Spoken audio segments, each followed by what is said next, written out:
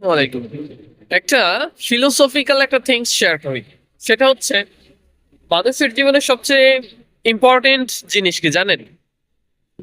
সেটা হচ্ছে স্রষ্টার ভালোবাসা। আপনি স্রষ্টার ভালোবাসা পেয়েছেন, লাইফে আপনি জিতে গেছেন।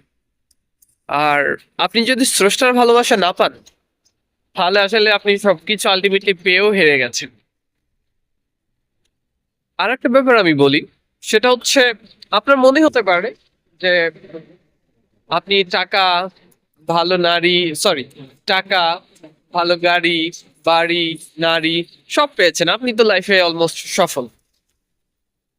আল্লাহ তাআলা ফেরাউনকেও সব দিয়েছিল, দুনিয়ার রাজত্ব দিয়েছিল। ইভেন মুসা আলাহিসাল্লামকে বলেছিল, ফেরাউনকে যখন দাওয়াত দিতে যায় মুসা আলাহিসাল্লাম আল্লাহ তাআলার নির্দেশনায়, তো তখন মুসা আলাহিসাল্লামকে বলেছিল মুসা আলাহিসাল্লাম যেন ফেরাউনকে নরম ভাষায় কথা বলে।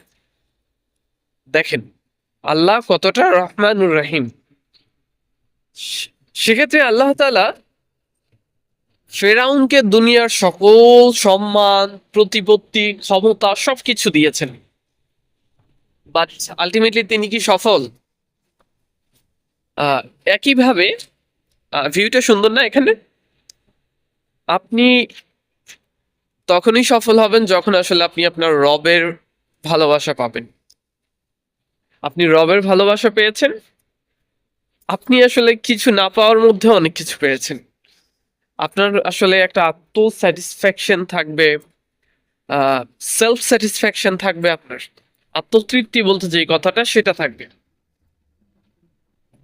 মহান আল্লাহ তাআলা আমাদেরকে সৃষ্টি করেছেন, সেজন্য তার ভালোবাসা অর্জনই, তার সন্তুষ্ট অর্জনই আমাদের একান্ত টার্গেট থাকা উচিত, এবং এটাই আমাদের সফলতার একমাত্র পথ হওয়া উচিত।